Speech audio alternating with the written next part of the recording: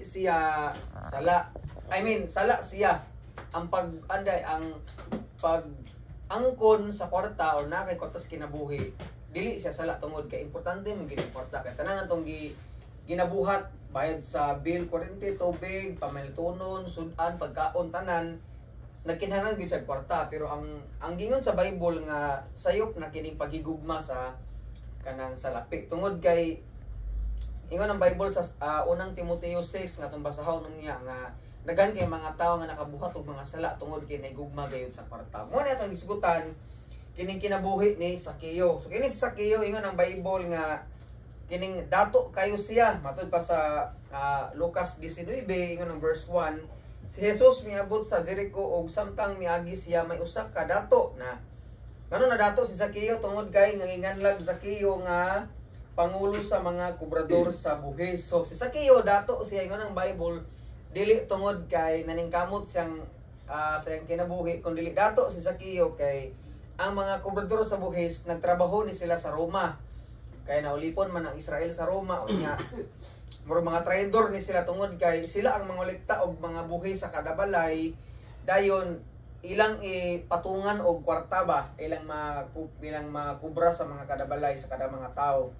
Kung sa atong balay imbis kay 50 ang ilang pangayoon himo nila 100 kay ang 50% ila so murag kontraktor mo ni si kuan ni so mo ni hitabo bisan pa man sa una nahitabo na ning kaning papangikik gid sa kwarta. Daghan kay mga tawo karon sa nasa nga establishment gani rampan kayo sa social media nga daghan kay nga nasakpan tungod kay sa Ginoo gid wa gyud matago. Pero ang punto ba nga kining ang pagkadato sa usa ka tawo diha nimo makita bitaw nga inagingon ng Bible nga ang tawo gyud dili siya makontento sa anaan niya.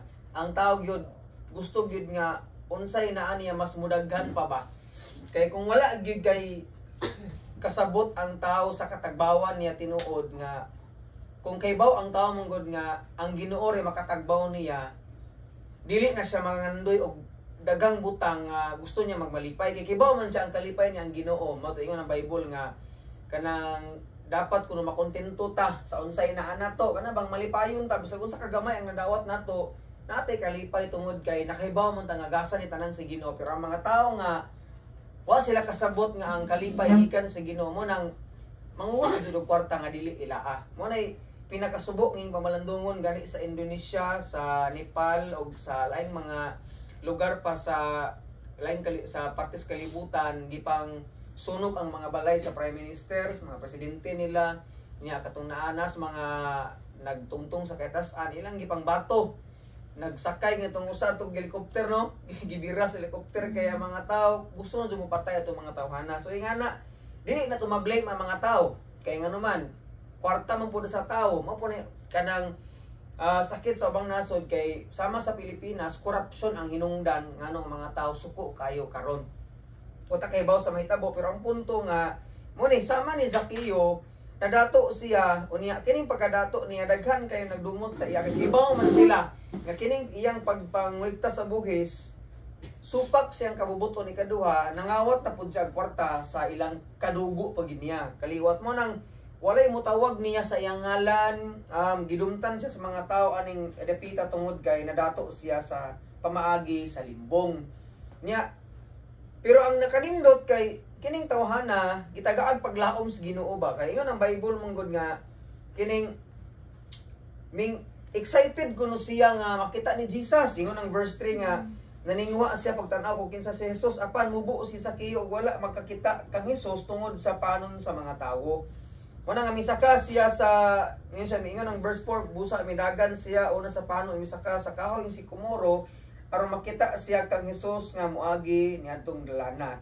So the reason why misaka siya sa si Kumoro fig tree tungod kay maulaw man siya sa mga tao, batuon siya, dili man siya respeto. Mo nang misaka siya tungod kay aron ang mga tao di makita sa iya. Excited siyang makailas Ginoo pero naibabag siyang kinabuhi ba nga kana bitong usahay makaingon tang kaning tawhana na pa ba kay paglaom kining bisyoso kay nga tawo kining naulipon ani nga sala pero ani masabtan nato mga diha sa Ginoo bisan gani kanang mga nangurakot ron posible di ay nga kuan kini bitaw bisan kita pod ana bitaw dita makauna ba nga dili ta dapat muhukom nila nga makasala sila kaayo tungod kay grabe ang ilang sala nga nabuhat kay na-expose sila sa balita. Pero kung imong tan-awon ang Biblia, kitang tanang tao nakasala gid atubangan sa Ginoo. Magamay ug madako nga sala atubangan sa Ginoo, pareha ra gid na siya nga sala.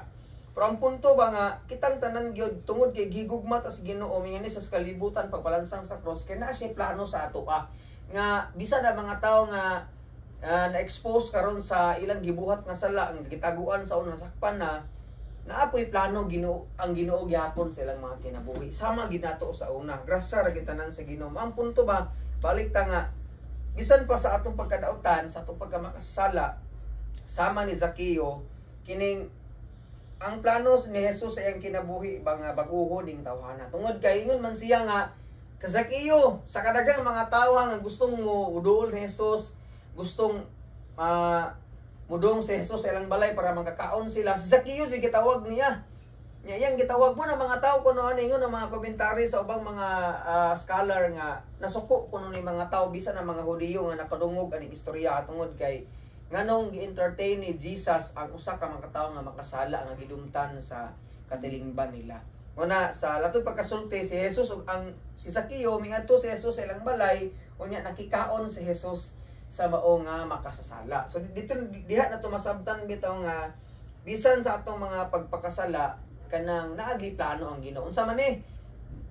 Baguhon atong kinabuhi. So kung baguhon nato atong kinabuhi ato nang biyaan sama ni Zakeo gibiyaan niya ang iyang pagpakasala. Ingon gani ang Bible nga Lord karong adlaw akong iuli ang akong nakawat sa mga tao.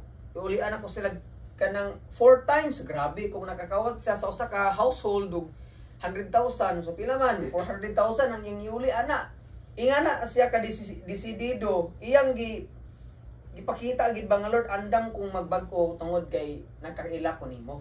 So mo ni punto bitaw nga once gyud dili makaila ang tao nga siya makasasala unya naginhanglan siya og grasya sa Ginoo ni Ginoong Hesus dili gid siya mabag-o.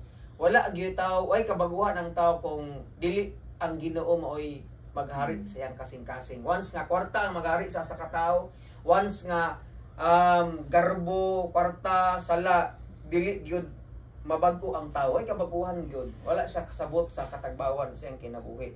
Kuna karon sa last na ko nga verse nga i-share diha sa 1 Timothy ang gibaingon ganina. Tudluan ta nga sa Ginoo ning kagabion bitaw nga pahinumduman ta nga unsa ka importante ning ate katagbawan sa kinabuhi diha sa Ginoo. Ingon ang 1 Timothy chapter 6 verse 7, unsa may atong madala sa pagkatao nato dinis kalibutan wala o unsa may atong madala inikamatay nato wala usab. Sayang bitaw no nga na mga tawo nga nangawat, nadato, nagtigom og mga mahalong sakyanan. Pero nagkamatay di gyud madala sa langit. Diri ra man taman gid sa kalibutan ang samot ang worst pagid kung maimperno mo ni pinakasakit. Malipay sila karon pero diha sa Ginoo wa gyud matago unya mo lagi na lipay ra na sila tong temporary lang pero nagumana na madaot sila nawalawan sila karon. So ingan ang hitabo kung ang tao di makontento. Ingon siya verse 8 busa angay kitang makontento kung makakaon og makabiste. Mura mo gini gikinahanglan sa tao kanang natay mapuy-an natay masinina unya natay makaon ang uban kay matud pa ingon ni papa ganin na 700 ito ba 700,000 ang yang nagasto or 70,000 Kapin na yung kaon na duha sila ka buok. Nya grabe 200,000 nga wine nga na bitaw. Pero ang gingon sa Ginoo nga basta makakaon ka, salamat sa Ginoo kung naa kay gipuy-an, salamat sa Ginoo bahala gato nitong balay. Sinina nga bisag simple lang, salamat kay natay masinina nga na bitaw mga tao kay pagarbo naman God nga naa sila ingan pero ang uwaw kay kinawat ba mo na pinaka uwaw gid og masakpan na siya sila. Ngayon ang verse 9, apan kadtong buot madato mahiagom na sa tentasyon og malitag sa daghang mga binuang og makadaot nga mga tinguha nga maoy banlod sa tawo ngadto sa kalautan o kalamaw gini siya. Mo na ni siya dili sala ning naa kay kwarta pero ang sala na ang pagigugma sa kwarta. Kaya man sa dire kung once nga nahigugma na kas kwarta magsige man so kakapas gamay ra man porsyento to makuha. Ato ning Igos project, ato aning na dili butag kabilihan, kadugaya na di na mo kontento Igos project na jud. Kay ang tanan nga maila, ang tanan nga kuan maila na gitanan kaya naman tungod sa dili makontento ang tao. So ingon ang Bible nga kalaglagan og kalautan gipadulngan ani. Mo ni tabo ra ron. Natago man siya pila ka mga tuig pero naokay ra gid. Kay nga naman walay matago gid diha sa Ginoo. Mo nang ingon ang verse 10 kay ang pagka mahigugmaon sa salapi mo ni maoy tinubdan sa tanang pagkadautan. Wa siya giingon nga ang naay salapi kundi ang pagkamahigugmaon sa salapi mo'y tinubdan sa pagkadautan. May mga tawo nga tungod sa kadato sa ilang tinguha nga masapian nahimulag Ginoon sa pagtuo og nahagom sa daghang mga kagul-anan. So mo nay pinaka subo or mahumana ta nga kining sa atong kinabuhi dili lang ta magsigtal lantaw lang nila pero sa atong kinabuhi pud mismo. Lord unsa may gihigugma nako labaw panimo kay basig mao ni mga butang nga maka maulawan pud guaning ni mga binuhatan nako Lord.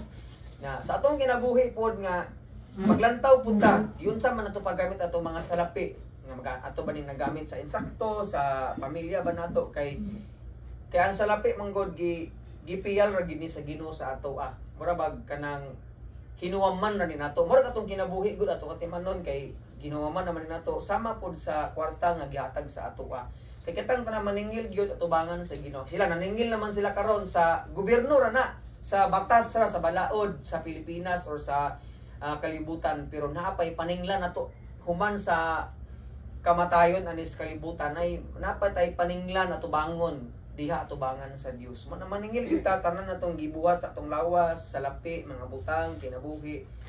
Pero salamat sa Ginoo kung ato ning gi-surrender ni Lord nya ay tagpasaylo sa Ginoo kay ingon man si Lord nga bisan sa paghukom yatang gipasaylo tungod kay gihigugma kaniya. Grabe no, mis kay hukman tas kamatayon ang pinakadakong utang mungod sa tao karon dili ang kwarta kundi ang kinabuhi nato.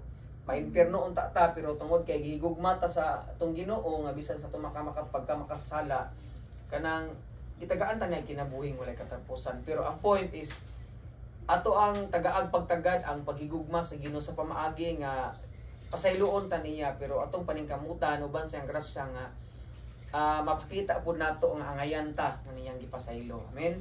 Kanang ning kagabion kanang painumduman ta sa Ginoo nga unsa kabililhon ang mga gasa nga gihatag sa Ginoo nga sa pamaagi ato ning atimanon og tagaag pagtahod ingon nga kini gipahulaman lang sa Ginoo sa ato. Amen. Magamputa tong idukot tong ulo piyong mga mata. Lord, salamat sa mga pulong ni